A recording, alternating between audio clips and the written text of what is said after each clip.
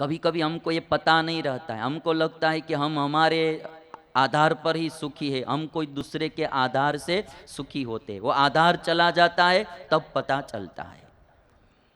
और कौशल्या, सीता और कौशल्या की आज्ञा लेकर अब राम, लक्ष्मण और सीता तीनों जाते हैं।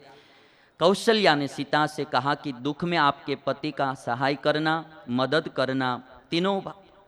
तीनों लोग अभी जंगल में जाने के लिए चले हैं। मुझे एक बात कहना है कि संकट कभी भी आता है, जीवन में कोई 2 या 3 पात्र साथ देने वाला मिल जाता है तो आदमी बहुत सुखी होता है। राम के जीवन में संकट आया किंतु एक पत्नी साथ देने वाली मिली और दूसरा भाई लक्ष्मण, 2 आदमी साथ देने वाले मिले तो राम सुख चैन से 14 वर्ष वन में रहे।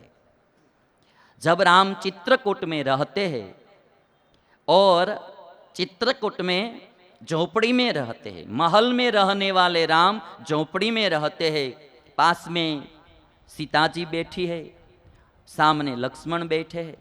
और राम ने तब बोला था कि हे सीते, हे लक्ष्मण, सीता जी जैसी पत्नी साथ में हो और लक्ष्मण जैसा भाई साथ में हो, 14 वर्ष तो क्या, सारी जिंदगी वन में रहना पड़े तो भी दुख नहीं होगा, तो भी दुख नहीं होगा। ये वाल्मीकि रामायण बोलती है।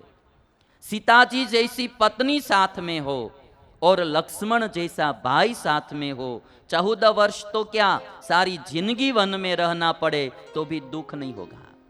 2 पात्र अच्छा मिल जाता है तो कभी भी जिंदगी में दुख नहीं होता है। और इसीलिए कहा जाता है कि किस्मत और पत्नी भले ही कभी कभी परेशान करती है, किस्मत और पत्नी भले ही कभी कभी परेशान करती है, लेकिन जब साथ देती है तो जिंदगी बदल देती है। जब साथ देती है तो जिंदगी बदल देती है। आज पत्नी सीता जी ने ऐसा साथ दिया कि राम की जिंदगी को बदल दिया। और इसीलिए सब वस्तु पदार्थ ही महत्व के नहीं होते हैं। हमारे परिवार में कोई एक भी पात्र सीता जी जैसा या लक्ष्मण जैसा है तो समझना कि हम अरबोपति है। यदि अच्छी पत्नी है, अच्छा भाई है, अच्छे माता पिता या सास बहू ससुर, कोई भी हमारे परिवार में कोई अच्छा पात्र हमको मिला है तो समझना कि हमारे पास बहुत बड़ी संपत्ति है। केवल रुपया को ही संपत्ति मत समझना, केवल गाड़ी और बंगले को ही संपत्ति मत समझना। हमारे परिवार में कोई अच्छा पात्र है तो भी बहुत बड़ी संपत्ति है। जो गाड़ी बंगले से सुख नहीं मिलता है वो अच्छे परिवार जनों से सुख मिलता है।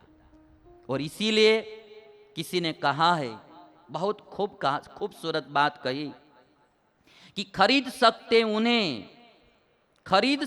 उन्हें तो सब कुछ बेचकर भी खरीद लाते, पर क्या करे कुछ लोग कीमत से नहीं किस्मत से मिलते हैं। कुछ लोग कीमत से नहीं किस्मत से मिलते हैं। खरीद सकते उन्हें तो सब कुछ बेचकर भी खरीद लाते, पर क्या करे कुछ लोग कीमत से नहीं किस्मत से मिलते हैं। लक्ष्मण जैसा भाई और सीता जैसी पत्नी वो कीमत से नहीं मिलते, वो किस्मत से मिलते हैं। और इसीलिए कोई अच्छा पात्र यदि हमको मिल गया हो तो जीवन में उनकी कीमत समझना, उनकी कदर करना सीखना। वो पात्र जब चला जाता है तब पता चलता है कि ये हमारे बीच में होते तो बहुत अच्छा था। जब साथ में होते हैं तब पता नहीं चलता है, किंतु जब वो पात्र हमसे अलग हो जाता है या तो इस दुनिया को छोड़कर चला जाता है तब पता चलता है कि ये साथ में होते तो बहुत अच्छा था। और इसीलिए किसी ने कहा कि जो वफादार लोग होते हैं ना वो संकट में भी साथ देते हैं। स्वार्थी लोग संकट में दूर चले जाते हैं, वफादार लोग होते हैं वो संकट में भी साथ देते हैं। किसी ने कहा है कि औलाद की वफादारी का पता बुढ़ापे में चलता है। औलाद की वफादारी का पता बुढ़ापे में चलता है। बुढ़ापे में वो औलाद माने पुत्र कितना साथ देता है वो तब पता चलता है। बहन की वफादारी का पता उसकी जवानी में चलता है कि वो जवानी में क्या करती है, कैसे जीवन जीती है, हमारी कुल परंपरा के अनुसार रहती है या नहीं रहती है, उसकी जवानी में पता चलता है। औलाद की वफादारी का पता बुढ़ापे में चलता है और बहन की वफादारी का पता उसकी जवानी में चलता है। भाई की वफादारी का पता शादी के बाद चलता है। जब तक शादी नहीं होती है तब तक तो भाई भाई में प्रीति ही होती है। शादी हो जाने के बाद पता चलता है कि अब कितने साथ में रहेंगे या साथ में नहीं रहेंगे। और पति की वफादारी का पता पत्नी की बीमारी में चलता है। पत्नी बीमार पड़ जाती है ना, तो फिर पति कितना साथ देता है वो तब पता चलता है। और पत्नी की वफादारी का पता गरीबी में चलता है। जब संकट आता है, गरीबी आती है, तब पत्नी की वफादारी का पता चलता है। और दोस्त की वफादारी का पता परेशानी में चलता है। जब हम परेशान होते हैं तब दोस्त कितना साथ देता है वो तब पता चलता है।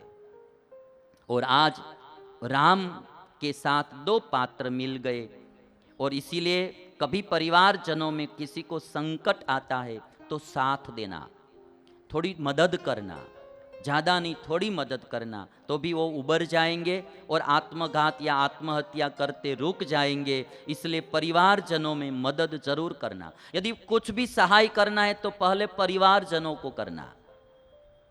अपने वो नहीं होते हैं जो तस्वीर में साथ खड़े होते हैं, अपने वो है जो तकलीफ में साथ खड़े होते हैं।